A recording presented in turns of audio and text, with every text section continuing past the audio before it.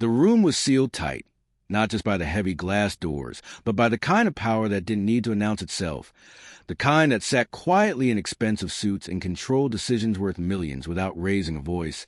And inside that room, every seat was filled, every face focused, every moment calculated. Because this wasn't just a meeting, it was where outcomes were decided before the world ever saw them, and no one interrupted that kind of space. No one walked in uninvited. No. One even got close unless they belonged, which is why the sound of the door opening didn't just interrupt the meeting. It disrupted the rhythm of control itself, slow at first, almost unnoticed, until every head turned at once, not out of curiosity, but instinct, because something wasn't right. And then she stepped in, not rushed, not hesitant, just walking with a calm that didn't match the room's reaction. A black woman, composed, elegant, completely out of sync with what everyone expected to see in that moment. And for a second, no one spoke, not because they were welcoming, but because they were processing, measuring, deciding. And then the look started, subtle at first, quick glances, raised eyebrows, the silent communication of people who believed they already understood the situation without needing to ask. And that's when it happened, not loudly, not dramatically, but clearly enough to define everything that followed. Someone leaned back slightly, a faint smirk forming, and another whispered something just low enough to avoid attention, but loud enough to carry meaning. And just like that, the room had already judged her before she spoke, before she explained, before anyone thought to question why she was there. Because in rooms like this, decisions weren't delayed. They were made instantly. And she felt it, not visibly, not emotionally, but in the shift of energy around her, in the way the space closed in without movement, in the way she was no longer just a person, entering a room but a problem to be addressed. And yet she didn't stop, didn't hesitate, didn't even acknowledge the tension building around her. She simply walked forward like she already knew something they didn't, like she understood the room better than the people sitting in it. And that confidence, that quiet, controlled presence, didn't calm the situation. It made it worse, because confidence without explanation challenges authority. And authority doesn't like to be challenged, especially not in front of an audience. And that's when the first voice broke through, sharp, controlled, but edged with something else. "Excuse me," he said, leaning forward slightly, eyes fixed on her like he was already correcting a mistake. "This is a private meeting." And the room shifted with him, attention aligning, judgment solidifying, waiting for her to respond, waiting for her to realize she didn't belong, waiting for her to correct herself, to apologize, to leave. But she didn't. She stopped. Finally, not at the door, not at the edge, but near the center of the room. And when she looked up, really looked at them, it wasn't with confusion or apology. It was with clarity, the kind that doesn't ask for permission. And in that moment, without raising her voice, without making a scene, she changed something fundamental in that room. Because she didn't look like someone who had made a mistake. She looked like someone who was exactly where she was supposed to be. The moment she stepped further into the room, the silence didn't just linger, it tightened, like the air itself had shifted to accommodate something unexpected, something unwelcome, and every person seated around that long, polished table felt it. Not because anyone said it out loud, but because rooms like this were built on unspoken rules, rules about who entered, who spoke, who mattered, and she had already broken one simply by walking in without permission, without hesitation, without even acknowledging the invisible barrier that usually kept people like her out. And the man at the center of the table, the one who had first spoken, adjusted slightly in his chair, not out of discomfort but control, because in his mind this wasn't disruption. It was a mistake that needed correcting, something small that slipped through the cracks of an otherwise perfectly managed environment, and he had spent years making sure nothing in the space remained uncorrected. "I believe there's been some confusion," he said, his tone calm but firm, the kind of voice that didn't raise itself because it didn't need to, because authority, real authority, didn't shout. It simply expected to be followed, and a few heads around the table nodded almost automatically, not because they had evaluated the situation independently, but because agreement was easier than disruption, easier than questioning whether the situation was as simple as it appeared. And she stood there, just a few steps inside. Now, close enough to the table that her presence couldn't be ignored, but far enough that she hadn't claimed a place at it.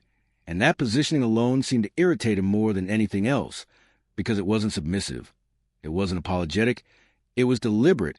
And deliberate actions without explanation in a controlled environment feel like challenges, This meeting is restricted, he continued, leaning forward slightly, his eyes narrowing just enough to signal that patience was wearing thin. So if you're looking for assistance, you can wait outside. And there it was again, the assumption wrapped in politeness, the quiet insistence that she fit into a role they had already assigned to her, without ever asking who she actually was. And a faint ripple moved through the room, subtle glances exchanged, a woman on the left side lifting her glass, slightly as if to mask her curiosity, a younger man near the end of the table looking down at his notes, avoiding eye contact, because, even if something about this felt off, stepping outside the collective reaction required a kind of courage most people in that room didn't exercise unless absolutely necessary. And still she didn't respond the way they expected. No quick apology, no explanation, no visible discomfort. Instead, she shifted her gaze slowly across the room, taking in each face, each reaction, not hurried, not defensive, just observant. And that small act, that refusal to immediately comply or clarify, introduced something unfamiliar into the room, uncertainty, because confidence without context doesn't resolve tension. It amplifies it. It forces people to question whether they've misunderstood something, and people who are used to control don't like that feeling. They correct it quickly, aggressively if needed. And the man at the center was already moving toward that point, his fingers tapping once against the table, a subtle signal of impatience. "I'm not going to repeat myself," he said, the politeness thinning now, replaced by something sharper, something closer to irritation. Because this wasn't going according to the script he was used to, and scripts matter in rooms like this. They keep things efficient, predictable, safe, but she wasn't following it, and that disruption was beginning to feel personal, like a quiet challenge to his authority in front of an audience that measured leadership by control. And that's when one of the board members, an older man with a careful posture, and a voice that carried less force but more calculation, spoke up. "Perhaps you didn't understand," he said, his tone softer but no less dismissive. "This is a closed session." And the phrasing was important, because it framed the issue as hers, her misunderstanding, her mistake. Not theirs, not the room's. And again there was that subtle expectation hanging in the air, the silent agreement that now, finally, she would correct herself, that she would recognize the imbalance and adjust accordingly. But instead of stepping back, instead of lowering her presence, she did something even more unsettling. She stepped slightly to the side and then forward, just enough to align herself more directly with the table, not sitting, not intruding, but positioning herself as part of the space rather than outside it. And that single movement shifted the tension again, because now it wasn't just a matter of removal, it was a matter of control being openly tested. And for the first time, a flicker of something else moved through the room, not just judgment or irritation, but doubt, small, quiet, barely visible but present. Because people who truly don't belong rarely move with that kind of certainty. They hesitate, they explain, they retreat, and she was doing none of those things. She was standing there like the room itself didn't define her place, like the rules they operated under didn't fully apply to her. And that contradiction, that gap between expectation and behavior, was becoming harder to ignore, even for those who didn't want to acknowledge it. And the man at the center felt it too, even if he didn't understand it yet, because his next words came faster, tighter, less controlled than before. "You need to leave," he said, dropping the pretense of suggestion entirely, turning it into a command in commands. In his experience, ended situations, they didn't extend them, they didn't invite resistance. But as the words settled into the room, and all eyes shifted back to her once again, waiting for the moment to resolve, waiting for the correction, waiting for the expected outcome that would restore the balance they were used to, she simply looked at him, not defiantly, not emotionally, just directly. And in that look there was something that didn't match the situation at all, something steady, grounded, almost knowing, like she understood the room better than they understood themselves. And that was a moment, subtle but undeniable, when the situation stopped being simple, because whatever mistake they thought had walked into that room was starting to feel like something else entirely. The shift in the room wasn't loud, it wasn't dramatic, but it was undeniable, the kind of shift that happens when certainty starts to crack just enough for doubt to slip through. And even though no one said it out loud, everyone felt it, because something about her refusal to react the way they expected was beginning to disrupt the rhythm of control they were used to. And in a room where control was everything, even the smallest disruption could feel like a threat. And the man at the center, the one who had already decided how the situation should end, wasn't used to being ignored, especially not in front of people who measured his authority by how quickly and cleanly he handled problems. And right now, this problem wasn't resolving. It was expanding, stretching the moment longer than it should have, forcing attention to linger where it should have already moved on. And that alone was enough to irritate him, to push him from calm correction into something sharper, something closer, to force, "I don't think you understand the situation you're in," he said, his voice still controlled, but carrying a weight that hadn't been there before, the kind of weight meant to remind, not inform. And a few people around the table shifted slightly in their seats, sensing the change in tone, recognizing that the situation was moving from assumption to enforcement, because in spaces like this, patience wasn't endless. It had a limit, and once that limit was reached, the response became less, polite and more decisive. And still she didn't move, didn't interrupt, didn't offer an explanation that might have eased attention. Instead, she remained exactly where she was, her posture relaxed but deliberate, her gaze steady, not fixed on him alone, but moving across the room as if she were taking in more than just the words being directed at her, as if she were reading the space itself. And that made it worse, because indifference in the face of authority feels like resistance, even when it's quiet, even when it's calm, and resistance invites escalation. This is a closed executive session. Another voice added, this time from a woman seated near the far end of the table, her tone precise, measured, the kind of voice that didn't raise itself because it relied on structure rather than volume. "And you're not on the list?" And there was again another assumption presented as fact, another attempt to define her position without ever confirming it, and a few heads nodded in agreement, not aggressively, not openly, but enough to reinforce the collective stance of the room. Because once a group aligns, even loosely, it becomes harder for any individual to break from that alignment, even if something feels off, and something did feel off now, even if no one wanted to say it. Because her silence wasn't empty, it wasn't confusion, it was controlled, intentional, and control without explanation doesn't weaken under pressure. It holds, and that was starting to unsettle people in ways they couldn't easily justify. And the man at the center felt that shift more than anyone, because the longer this continued, the more exposed something he couldn't afford to show: uncertainty, and uncertainty in leadership, especially in front of a board that expected decisiveness, was dangerous. So he did what people like him always do when control begins to slip. He tightened it. "Enough," he said, cutting through the low murmurs that had begun to ripple quietly through the room, his voice firmer now, no longer attempting to guide the situation but to end it. "If you're here to assist, you can wait outside, and if you're not, then you shouldn't be here at all." And the phrasing was deliberate, narrowing the possibilities, forcing her into a defined role, one that justified removal no matter how she responded. And that tactic worked most of the time, because it removed ambiguity, it boxed people into compliance. But this time it didn't land the way he expected, because she didn't accept the frame he was offering, didn't step into the role he had assigned to her. Instead, she tilted her head slightly, just enough to acknowledge what he had said without agreeing to it. And when she finally spoke, her voice wasn't raised, it wasn't defensive, it was calm, steady, almost conversational. "You've decided who I am," she said, her words measured, deliberate, without asking a single question. And the simplicity of that statement landed differently than anything else that had been said so far, because it didn't challenge authority directly. It exposed process, or rather the lack of it. And for a brief moment the room didn't react, not because they agreed, but because they recognized the truth in what she had said, even if they didn't want to admit it.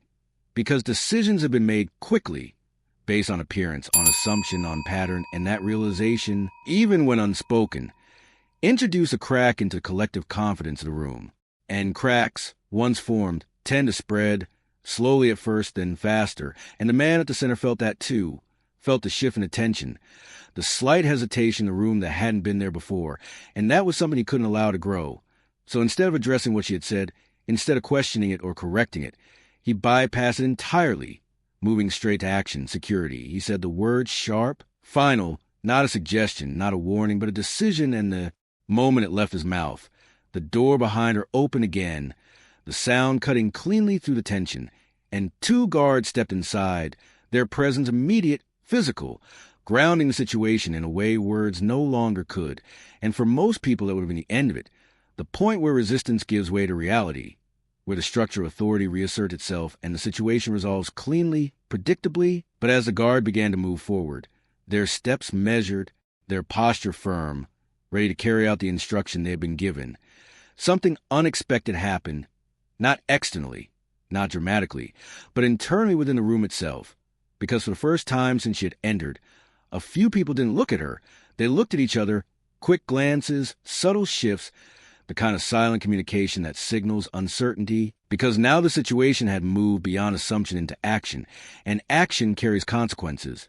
And if those consequences were based on a mistake, the cost would be higher than anyone in that room wanted to deal with. And still she didn't move, didn't step back, didn't even turn toward the guards as they approached.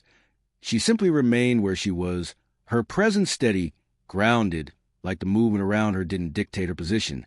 And that stillness, in contrast to the motion building in the room, created a tension far stronger than any argument could have, because it suggested something no one had fully considered yet, that she wasn't the one out of place that they might be. The guards didn't hesitate, because hesitation wasn't part of their role. They moved forward with the quiet certainty of people who were used to being called only when a situation had already been decided, not debated, not questioned, just executed. And the sound of their steps against the polished floor cut through the room in a way words no longer could, grounding the tension into something physical, something immediate. And for a moment, it seemed like everything would follow the expected path, that this disruption would be contained, removed, erased from the flow of the meeting as if it had never happened. But the closer they got to her, the more something felt off, not to them, not yet, but to the room watching, because she didn't react the way people usually do when authority closes in. She didn't step back, didn't raise her voice, didn't even turn fully toward them. She simply shifted her weight slightly, grounding herself, as if she had already decided that she wasn't going anywhere. And that quiet refusal, that stillness in the face of motion, created a friction that no one could ignore anymore. Because now it wasn't just about who she was or why she was there. It was about what would happen next and what that would mean for everyone involved.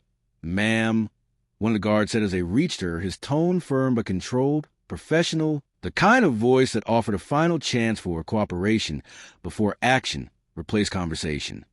"We're going to need you to step outside." And the phrasing was deliberate, respectful on the surface, but final underneath, leaving little room for interpretation. And a few people around the table leaned back slightly, as if the situation had already resolved in their minds, as if this was simply the last step in a process they'd seen play out many times before. But others didn't move, didn't relax, their attention fixed more sharply now, because something about the way she stood there, the way she held the moment, without reacting to it, didn't align with the outcome they were expecting. And that misalignment was beginning to feel heavier, harder to dismiss.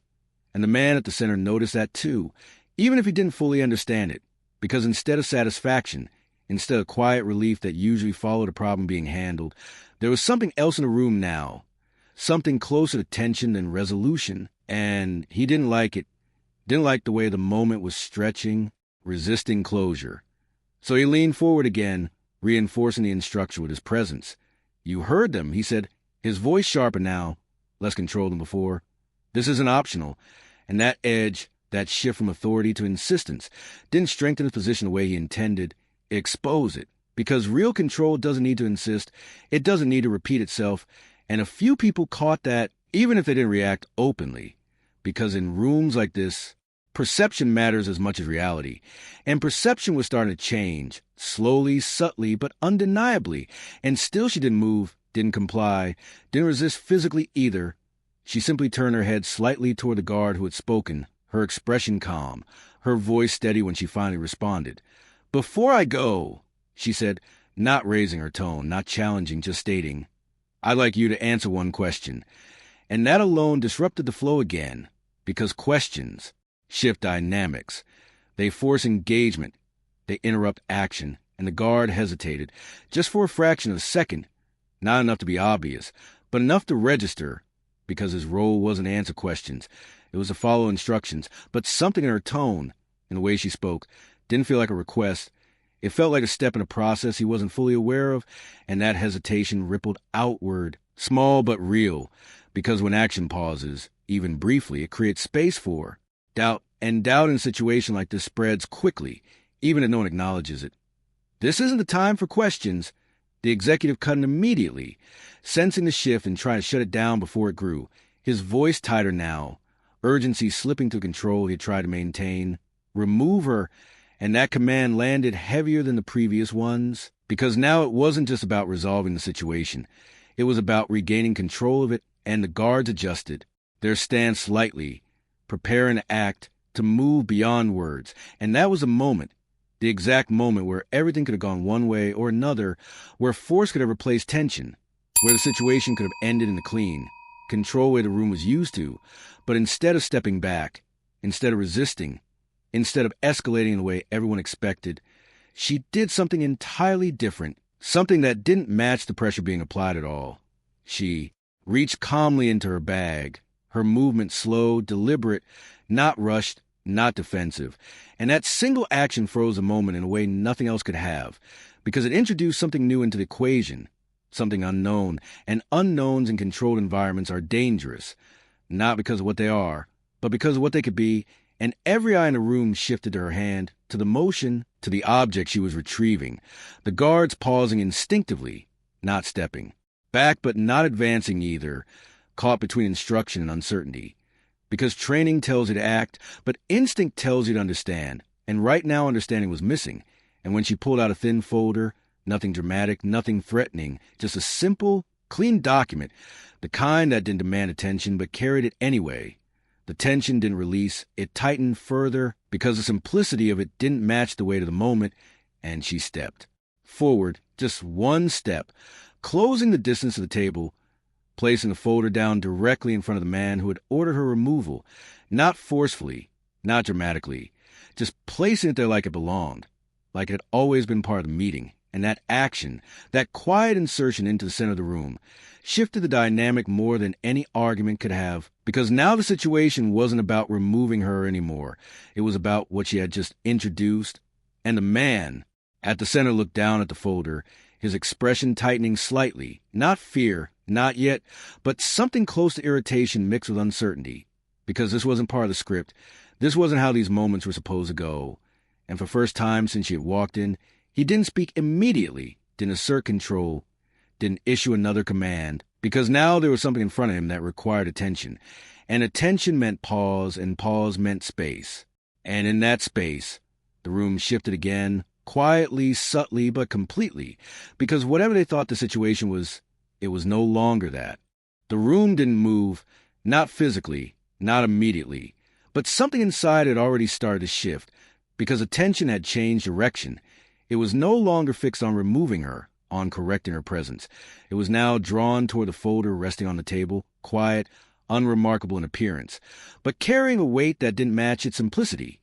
And the man at the center felt that shift before anyone else, because for the first time since she had entered, control wasn't flowing through him. It had paused, redirected, and that pause, that single interruption in authority, was enough to create something he couldn't ignore, uncertainty, and uncertainty in a room like this doesn't stay contained. It spreads, quietly at first, in glances, in posture, in the subtle way people stop leaning forward and start holding back, waiting, recalibrating, and he knew that, which is why his hand moved toward the folder almost immediately, not out of curiosity, but out of necessity, because whatever was inside needed to be understood quickly, contained quickly, before the moment stretched any further beyond his control. And as his fingers touched the edge of it, there was a brief hesitation, not visible to most, but real, because instinct doesn't disappear just because authority is strong, and instinct was telling him that this wasn't as simple as it should have been. But hesitation, even for a second, was dangerous now, so he opened it, flipping the cover back. With controlled motion, his expression steady, his posture unchanged, at least on the surface. And for a moment nothing happened, not outwardly, because reading is silent, internal. But the effect of what he was seeing began to register almost immediately, not in a dramatic reaction, not in a visible shock, but in the smallest details, the slight tightening of his jaw, the pause between pages, the way his eyes slowed instead of scanning quickly like they had at the start, and the people closest to him noticed that first, because they were watching him as much as they had been watching her, measuring his reaction, using it as a guide for their own. And when leaders change, even subtly, Rooms follow, and the man seated to his right leaned in slightly, not enough to intrude, but enough to catch a glimpse of what was on the page, his expression shifting just a fraction as he read a line, then another, and then he leaned back again, not speaking, not reacting openly, but no longer, aligned with the certainty that had filled the room just moments ago. And that was enough of the shift to begin spreading outward, because now it wasn't just one person processing new information. It was multiple, and information changes dynamics faster than words ever could, especially when it contradicts the assumptions the situation was built on. And across the table, a woman who had earlier spoken with quiet authority now sat still, her gaze moving from the folder to the man reading it, then back to her notes, not because she had lost interest, but because she was recalculating, adjusting her understanding of what was happening. And that adjustment, even without acknowledgement, altered her position in the room, and positions once altered rarely return to their original state. And through all of this, she remained exactly where she had been, not stepping forward further, not claiming attention, just allowing the moment to unfold, her presence steady, controlled, like she had already anticipated this shift, like she understood that power doesn't always need to assert itself loudly. Sometimes it just needs to wait for the right moment to be recognized, and that understanding, that patience, stood in sharp contrast to the tension that had filled the room earlier, because while they had been reacting, pushing, escalating, she had been holding, and now the hold was beginning to pay off in ways they hadn't expected. And the man at the center turned another page, slower this time, his focus narrowing, the lines on the document no longer just text, but implications, consequences, realities that extended beyond the walls of this room. And that's when it became undeniable, not just to him, but to everyone watching closely enough, that something was wrong, not wrong with her presence, but wrong with her understanding of it. And the realization didn't arrive all at once. It built, piece by piece, as more of the document was absorbed, as more connections were made, and with each passing second the certainty that had defined the room earlier began to dissolve, replaced by something far less comfortable, accountability. Because if the assumptions they had made were incorrect, then the actions they had taken based on those assumptions carried weight, and weight in a room like this translates into risk. And risk is something these people were trained to avoid at all costs. And the man finally stopped reading, not because he had reached the end, but because he had reached enough to understand that the situation was no longer under his control, enough to realize that continuing down the path he had chosen would only make things worse. And when he looked up, the change in his expression was subtle but undeniable. The sharpness softened, the certainty gone, replaced by something tighter, more measured, more cautious. And the room caught it instantly, because leadership doesn't need to announce itself to be recognized, and neither does its absence. And in that moment, without a word being spoken, the balance of power shifted, not completely, not dramatically, but enough to change the direction of everything that would follow. And for the first time since she had walked in, no one was looking at her like she didn't belong. They were looking at her like they needed to understand why she did. The silence that settled over the room now wasn't the same as before. It didn't carry judgment. It didn't carry control. It carried something heavier, something far more uncomfortable for people seated around that table. It carried realization, and realization, especially when it arrives late, has a way of stripping authority down to its core, exposing what was assumed versus what is real. And the man at the center felt that weight more than anyone else, because the document in front of him wasn't just information, it was correction, a direct contradiction to every assumption he had made since the moment she walked in. And for a brief second, he considered speaking, considered regaining control through explanation or redirection. But the problem with control is that once it slips in front of an audience, reclaiming it requires precision, not force. And right now he didn't have that precision, because what he had just read didn't leave room for interpretation. It left only one option: acknowledgement. And acknowledgement meant shifting position, not just privately, but publicly, in a room where every shift is remembered, measured, and used. And that hesitation, that internal calculation, stretched just long enough for others to notice, for the room to feel the gap between what had been and what was now forming. And the man seated his right leaned slightly closer again, this time not a glance but confirm, his eyes scanning the page more deliberately. And when he leaned back, there was no attempt to hide the change in his expression. It wasn't shock, it wasn't fear, it was recognition, clear and immediate. And recognition travels faster than words in environments like this, because it doesn't need explanation. It only needs confirmation. And that confirmation began to ripple outward, one person after another picking up on it, adjusting, recalibrating. And through it all, she remained still, not rushing the moment, not interrupting it, allowing the room to arrive at the truth on its own. Because when people discover something themselves, they accept it more fully, even when it challenges them. And that patience, that restraint made the shift even more powerful. Because it wasn't forced, it was revealed.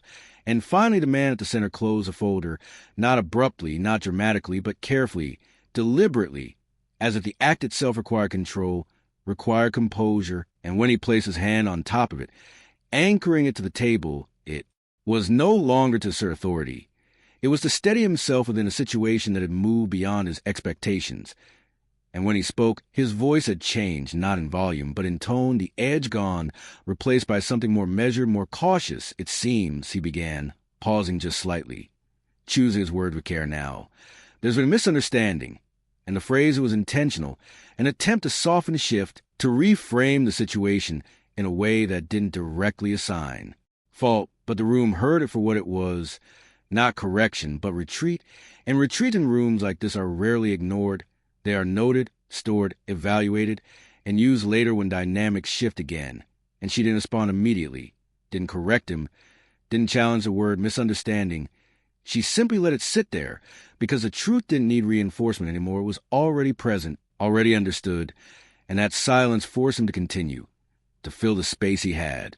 Open, perhaps, he added, his posture adjusting slightly, no longer leaning forward with dominance, but sitting back with restraint. You should clarify your position. And that request, framed as an invitation, carried something it hadn't before, respect. Not full, not complete, but enough to be recognized, enough to mark the shift that had taken place. And this time when she moved, it wasn't a step back, it was to step forward, closing the remaining distance to the table with a calm that now felt heavier, more grounded, because it wasn't just confidence anymore, it was confirmation. And as she reached the head of the table, the seat that had remained symbolically occupied by authority, even when empty, she paused for just a moment, not out of hesitation, but out of control, allowing the weight of the moment to settle fully before she spoke. And when she did, her voice was the same as it had always been, calm, steady, but now it carried something new, recognition from the room itself, majority stakeholder. She said, the word simple, precise, leaving no room for interpretation, and the effect was immediate, not explosive, not loud, but absolute, because those two words didn't just explain her presence. They redefined the entire structure of the room. And before anyone could respond, before anyone could attempt to reframe or redirect, she continued. Final approval authority on all executive decisions discussed here, and that second statement removed any remaining doubt, any space for negotiation. Because it didn't just place her within the structure, it placed her at the top of it, above the assumptions, above the authority that had been exercised against her just minutes earlier. And the silence that followed wasn't uncertain anymore. It was clear, defined, the kind of silence that comes when reality settles in fully, and no one interrupted, no one questioned it, because the document had already confirmed what she was saying, and now the only thing left was to accept it. And the man at the center didn't speak again, not immediately. Because anything said now would carry a different weight, a different meaning. And for the first time since the meeting had begun, he wasn't the one setting the tone. He was responding to it. And she took her seat, not quickly, not dramatically, just sitting down with the same calm control she had carried from the moment she entered. And that simple act, taking the seat that had never been offered to her, completed the shift in a way nothing else could have, because it wasn't symbolic anymore. It was real, visible, undeniable. And as she placed her hands lightly on the table and looked around the room, meeting each gaze without urgency, without aggression, just clarity, the message didn't need to be spoken loudly to be understood, because everyone in that room knew exactly what just happened. They hadn't just misjudged her, they had misjudged the entire situation, and now they were sitting in a room where the person they had tried to remove was the one in control.